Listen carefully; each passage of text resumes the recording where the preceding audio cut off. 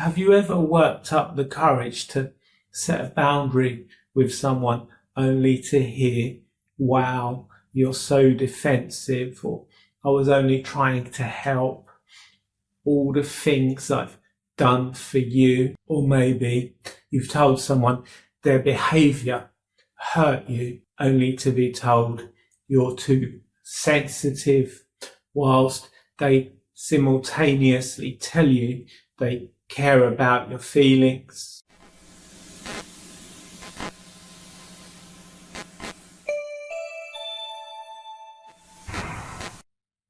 Welcome back, everyone. If you're new here, subscribe.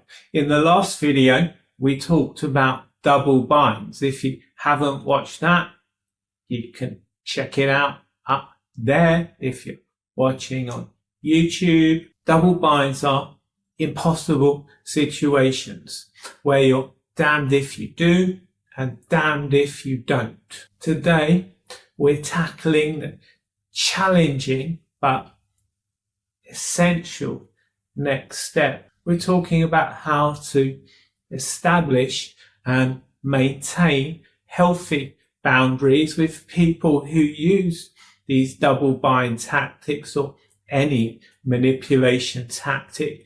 And if you've grown up in this kind of situation with a narcissistic family, inner child healing will be your first step towards building better boundaries. So check the comments for my free inner child healing workbook. Setting boundaries can be challenging in any relationship, but setting boundaries with people who create double binds is especially challenging. Setting boundaries with these kinds of people can feel nearly impossible.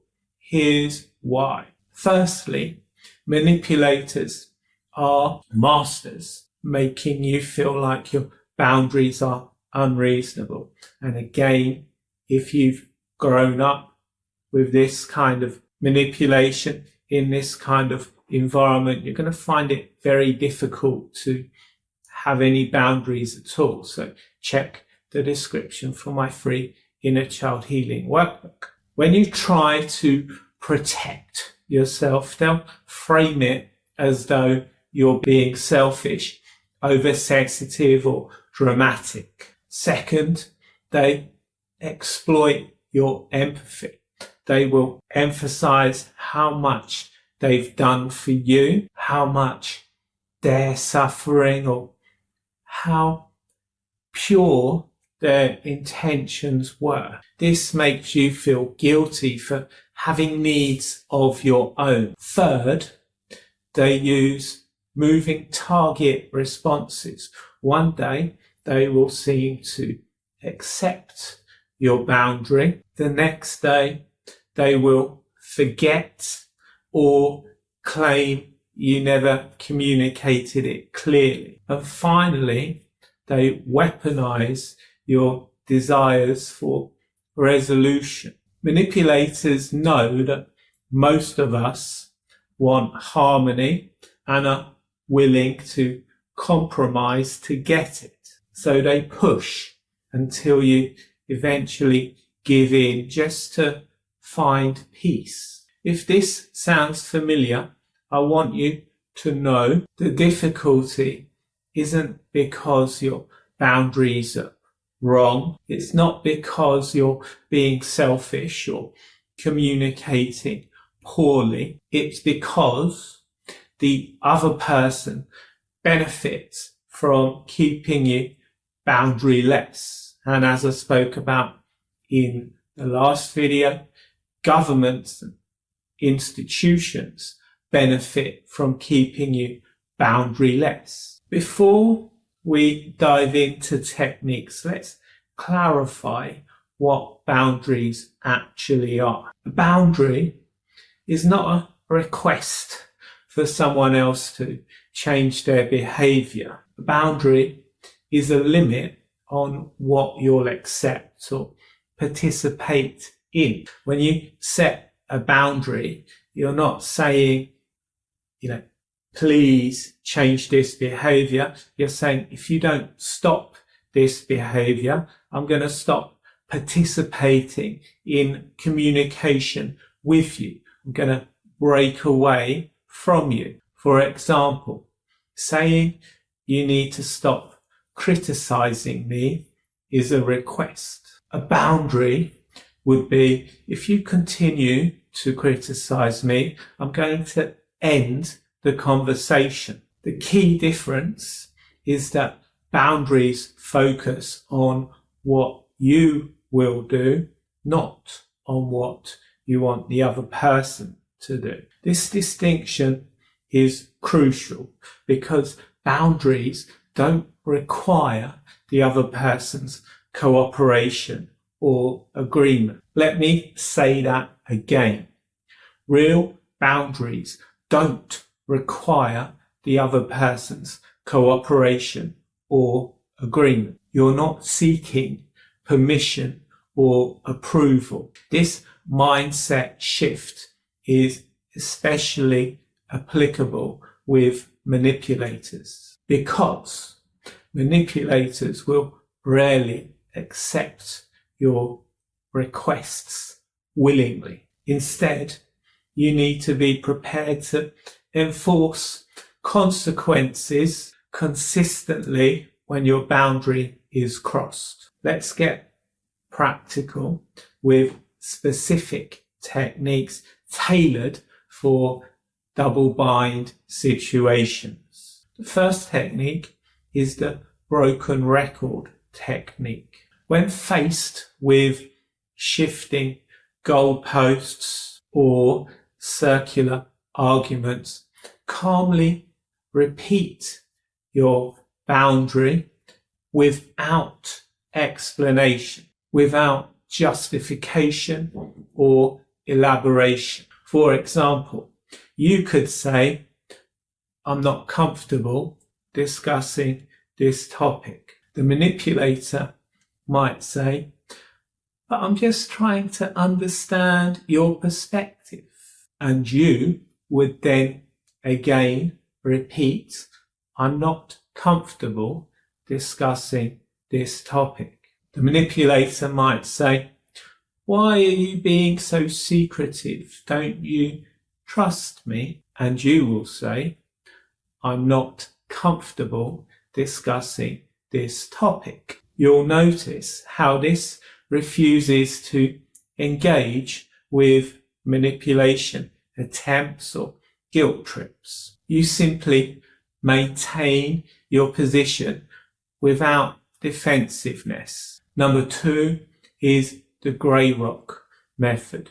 You'd use this in situations where you simply can't distance yourself. Manipulators, particularly narcissistic people, they are usually looking for an emotional reaction from you. When you're using the grey rock technique, you're becoming non-reactive. You're becoming boring to them. This non-reactiveness removes the fuel that manipulators need. You'll display minimal emotional reactions, brief, factual responses. So you won't be drawn into conversations with the toxic person. You'll just give them the shortest answer possible. If that's a yes or a no, that's the best answer to give. You won't make any personal disclosures. You won't engage when they try and provoke. Number 3 is the reality check response. When someone tries to distort reality, clearly define what's happening. If it's a boss, you might say, you're asking me to take this project, but I need to complete the assignments you've already given me. These are contradictory expectations. Or you might say, you want honesty, but when I'm honest, you get angry. I need consistency. Number 4, the boundary sandwich. This 3-part structure helps deliver boundaries clearly. When you use the boundary sandwich, you acknowledge their perspective. I understand you feel this is urgent. You state your boundary, but I won't be available until Thursday. Finally, you offer an alternative. You might say, I can recommend someone who will be able to start sooner. Number 5 is the exit strategy. Sometimes the clearest boundary is physical distance. You just need to walk away. Prepare exit phrases. You might say, I need to end this conversation now. Again, don't give explanations. We can discuss this when we're both calmer. I'm going to take some space. Then actually leave the situation, whether that's ending the phone call, walking to a different room, or leaving the building altogether. When you start setting boundaries, you're going to start receiving pushback. When you start setting boundaries with someone who's been used to using these double binds to control you, you can expect resistance. Here's how you can handle the most common reactions. When they escalate emotions, they might cry, yell, start smashing plates. They're going to have some kind of crisis that demands your attention right when you start setting a boundary. Stay calm and maintain your position. I understand you're upset, but I still need to take some time for myself. We can talk about this tomorrow. When they use guilt or shame, they might say things like, after everything I've done for you, I guess I'm just a terrible person then. Recognize these as manipulation attempts, not genuine hurt. Respond with, I understand you see it differently, but my boundary, my position remains the same. When they recruit allies, they might tell others a distorted version of events to paint themselves as a victim, to pressure you through group opinion. Prepare for this by having your own support system. And remember, you don't need others' approval. You certainly don't need universal approval for your boundaries to be valid. The manipulator will start threatening consequences. When they threaten consequences, when they suggest something bad will happen if you maintain your boundary. I've had people that I was in a relationship with in the past, when I tried to finish that relationship, they threatened to harm themselves. Remember, their reactions aren't your responsibility. The most important thing is to remember to prepare for these reactions beforehand so they don't catch you off guard and make you lose your boundaries. Establishing boundaries isn't a one-time event, it's an ongoing practice. Here are some tips for the long haul. Document patterns. Keep a simple record of boundary violations, manipulative responses, and how you handled them. Doing this helps counter gaslighting and shows your progress over time. Build your support network. You can join my Facebook group, link in the comments below, or search Facebook Inner Child Healing, Breaking Free from CPTSD. Surrounding yourself with people who respect healthy boundaries helps recalibrate your sense of normal. Practice physical self-regulation. Boundary violations will often trigger a stress response. Having a regular relaxation practice using techniques like deep breathing,